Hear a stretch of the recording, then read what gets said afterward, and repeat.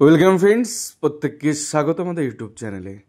যে সমস্ত ভিউয়ার্সরা প্রথমবার চ্যানেলটি দেখছেন তারা অবশ্যই চ্যানেলটিকে সাবস্ক্রাইব করে দেবেন এবং চ্যানেলের পাশে থাকা বেল আইকনটি প্রেস করবেন যাতে এই ধরনের খবরাখবর সবচেয়ে আগে সবচেয়ে দ্রুত আপনাদের কাছে পৌঁছিয়ে। তো আজকে যে বিষয় নিয়ে আলোচনা করব সেটা হচ্ছে আগামীকাল প্রাথমিকের 32,000 চাকরি বাতিল মামলার আবার শুনানি হতে চলেছে ডিভিশন বেঞ্চে। তো ইন সার্ভিসটা তাদের কিন্তু বলা প্রায় শেষ, কিন্তু এখনো পর্যন্ত কোনো একটা সিঙ্গেল আর্গুমেন্ট টু দ্য পয়েন্টে হয়নি। কেন বলছি এই কথা? তার কারণ বিচারপতিদ্বয়ের মস্তিষ্কের মধ্যে যে বিষয়টা ঘোরাফেরা করছে এবং একাধিকবার যার বই প্রকাশ হয়েছে সেটা হচ্ছে একটা ফেক প্রসেস, একটা ভুয়ো বা নিয়োগ পদ্ধতির মধ্যে দিয়ে এন্টায়ার এতগুলো মানুষের চাকরি হয়েছে। এই ফেক প্রসেসে কত মানুষ বঞ্চিত হয়েছে তার খতিয়ান এখনও কিন্তু তুলে ধরা হয়নি। বঞ্চিতদের একদিনের আর্গুমেন্ট, জাস্ট একটা দিনের আর্গুমেন্টে এই গোটা প্রক্রিয়াকে ভুয়ো প্রমাণ করে দেবে, প্রমাণিত হয়ে যাবে কোর্টে যেটা একটা ভুয়ো প্রসেস, একটা ফেক প্রসেস ছিল। তার বেসিসে 8 বছর ধরে প্রাথমিক স্কুলগুলোতে নিয়োগ হচ্ছে বা তারা চাকরি করছেন। যোগ্য অ্যাকচুয়াল বেস্ট যোগ্য প্রার্থীরা স্কুল পর্যন্ত যেতে পারেননি, তাদেরকে অন্যভাবে আটকে দেওয়া হয়েছে। আজকে তারই কিছু নমুনা আপনাদের সামনে পেশ করব, তো গোটা বিষয়টা বুঝতে পারবেন। একাধিক জিনিস রয়েছে, মানে একাধিক জিনিস, থার্ড পার্টি এজেন্সি, এসএসসিতে যা ছিল তার থেকে ভয়াবহ জিনিস এখানে আছে। এঙ্গেজ করা এজেন্সি যাদের কিনা সেই মূলত ছিল না যে একটা প্যানেল তৈরি করার, বারবার ইন সার্ভিসদের যারা আইনজীবী তারা বলছে সিলেকশন কমিটি এটা করবে, সিলেকশন কমিটি স্ক্রুটিনি করবে, ভেরিফিকেশন করবে। না, তারা কিছুই করেনি। সিলেকশন কমিটিতে যারা ছিল তারা কিছুই জানতো না। তারা রিপোর্ট দিয়েছে কোর্টে এসে যে আমরা যখন গাঙ্গুলি জেরা করেছিল যে আপনি এটা জানেন ওটা, বলে আমরা কিছুই জানি না, যা করেছে ওরা করেছে। মানিক ভট্টাচার্য এবং তার সাকরেত অর্থাৎ এস্টা বাসু কোম্পানির কৌশিক মাঝি এবং তার যারা যারা জীবিত মালিক টালিক ছিল তখন তারা করেছে। তো সেটা তো আছে, তারপরে বিভিন্ন রকম ঘাপলাপাতি রয়েছে।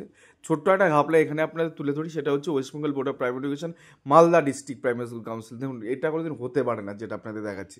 ধরুন মালদাতে নন এক্সামটেডে ভ্যাকেন্সি হচ্ছে 1104, জেনারেল এসসি ধরুন 441টা, এসটি 120, ওবিসি 201, ওবিসি বি হচ্ছে 140। রুলস কি বলছে? ধরুন ওবিসি বি দিয়ে আসি, 1104 প্লাস 140 দুটো মিলে ওবিসি কম্পিটিশন করবে, কিন্তু ওবিসিকে অ্যাকচুয়াল কম্পিটিশন করতে দেওয়া হচ্ছে 140টা সিটে। OBC B same 1104 plus 201 competition করার কথা, সেখানে 1104কে পুরোটাই জেনারেল দিয়ে ফিল আপ হয়ে গেছে। ওবিসি একে শুধু 201-এর মধ্যে রাখা হচ্ছে। এসসি 441 প্লাস 1104 হওয়ার কথা, যে প্রথমে জেনারেলে কম্পিটিশন করবে, না পেলে নিজের ক্যাটাগরিতে আসবে, সেটা করতে দেওয়া হয়নি। পুরো কমিউনাল রিজার্ভেশন এখানে হয়েছে এবং সেক্ষেত্রে এসসিদের শুধু 441 সিটেই রেখে দেওয়া হচ্ছে, বাকি 1104টা টোটালটা জেনারেলকে দেওয়া হচ্ছে। এবার ধরুন কেউ এসসি কার্ড যদি না দেখাতো, সেও জেনারেল হতো, সেও বলবে আমি 400 কেন নেবো, আমার তো 1104 দরকার, আমি তো ওখানে চলে যাবো, ওখানে শূন্যপদ বেশি। কাট অফ মার্কসের ক্ষেত্রে এই জন্য কি হয়েছে, কমিউনাল রিজার্ভেশনের জন্য ক্যাটাগরিতে যদি শূন্যপদ কম ছিল তো তাদের হাই কাট অফ যাবে, আর জেনারেলে অতগুলো সিট ছিল তো কাট অফ লো গেছে, তো 10.252 জেনারেল কাট অফ গেছে। ওবিসি 20.706 গেছে, ওবিসি বি 18.851 গেছে, এসসি 15.930 গেছে, এসটি 11.900, মানে জেনারেল সব থেকে কম, বাকি ক্যাটাগরি সবার বেশি এবং ডাবল নাম্বার। ওবিসি তেমন ডাবল নাম্বার পেয়ে বসে আছে। এবার মজাটা কোথায় দেখাই আপনাদের, এই যে ধরুন 10.25 আমরা 100টা অ্যাসার্টেন করেছি, 100টা জেনারেল প্রার্থী লাস্ট কততে চাকরি পেয়েছে, 10.252, 11.063, 11.339, 11.448, 11.491, 11.580, মানে ভাবুন 10-11 ছেলেমেয়েগুলো স্কুলে পৌঁছে গেল, 20 ছেলেমেয়েগুলো স্কুলে যেতে পারলো না।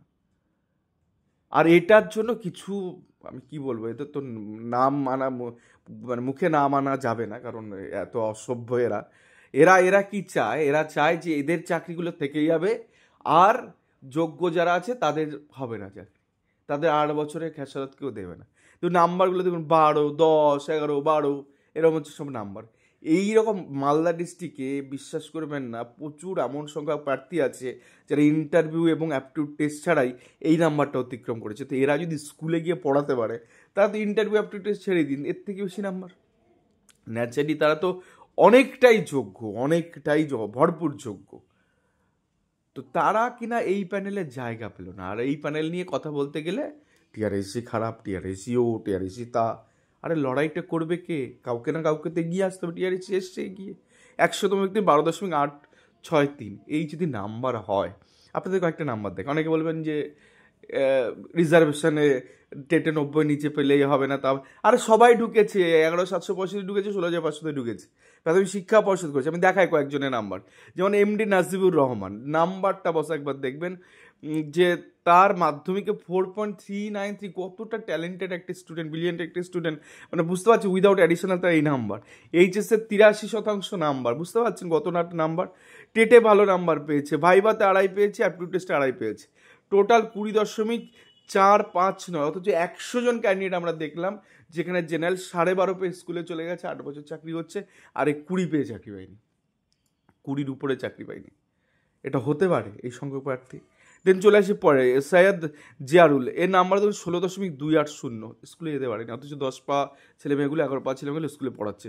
নাসিবুর রহমান, এই নাসিবুরের ভাই, 15.702, এ যেতে পারেনি স্কুলে, অথচ ওরা চলে গেছে স্কুলে, 10 পাগুলো, 11 পাগুলো, 12 পাগুলো।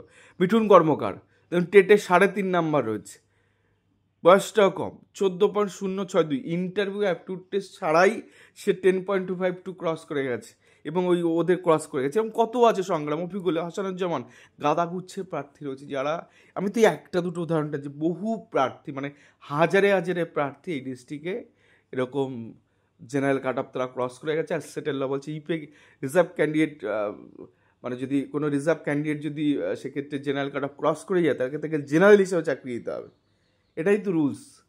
একাধিক জাজমেন্ট রয়েছে, কিন্তু তারপরেও এরা যেতে পারেনি। আর এই প্রক্রিয়াটা নাকি স্বচ্ছ পবিত্র প্রক্রিয়া, কি করে প্রমাণ করবেন বস? এখনো পর্যন্ত টু দ্য পয়েন্টে কারো আর্গুমেন্ট আসেনি, যেটা কেন হলো ওটা কেন হলো, কারো আর্গুমেন্ট আসেনি। একটা হিরণ ভট্টাচার্য বেঞ্চে একটা অর্ডার দেখিয়ে চিৎকার করছে, আর সিঙ্গেল জাজের অর্ডার। ডিভিশন বেঞ্চে যাচ্ছি, হ্যারিস্টেন্সের অর্ডার দিয়ে 14.375 এমডি আজমাইল হককে চাকরি দিয়েছে নোশনাল বেনিফিট দিয়ে, চাকরি হয়ে গেল তার 3টে বছর। কোথায় যাবেন? প্রত্যেকটা জিনিসের 103টে সাইটেশন করেছে আপাতত জাজমেন্ট, 103টে জাজমেন্ট সাইটেশন করেছে। নিট ফর্জরি এখনও কনভিন্স করতে পারেনি বিচারপতিদের, তারা এখনো ধরেই নিয়েছেন এই প্রসেসটা ফেক প্রসেস। কি হবে? বঞ্চিতদের চাকরির কথা বলা দরকার ছিল সবার, মানে গলা সমান জলে দাঁড়িয়ে বলা উচিত ছিল যে দিয়ে দিন স্যার, ওদের একমাত্র পদ্ধতি এটা, আর কোনো পদ্ধতি নেই এই প্যানেল বাঁচানোর। 2009 যেমন হয়েছিল, অর্ডার দেখিয়ে স্যার এদেরকে চাকরি দিয়ে দিন, কারণ মান্থা সাহেব এইভাবে অর্ডার দিয়েছেন, প্রত্যেকের চাকরি দিয়ে দিন যারা মামলার সাথে যুক্ত আছে, কাউকে ডিপ্রাইভ করা যাবে না স্যার, যারা কোর্টের দ্বারস্থ হয়েছে প্রত্যেককে চাকরি দিতে। এইটা হচ্ছে আর্গুমেন্ট, টু দ্য পয়েন্টে আর্গুমেন্ট। এর বাইরে যা কিছু বলেছে সবাইকে নিয়ে বাঁচানোর কথা বলেছে, আর যেটা কিনা সম্ভব নয়। 10 পা ছেলেমেয়েগুলো বাঁচার কথা নয়, বাঁচবে কি করে? যে 20 পা ছেলেমেয়েগুলো ডিপ্রাইভ, 19 পা ছেলেমেয়েগুলো ডিপ্রাইভ, 18 পা ছেলেমেয়েগুলো ডিপ্রাইভ। কোনো পয়েন্ট মানে এতদিনে কোনো আর্গুমেন্ট টু দ্য পয়েন্ট হয়নি।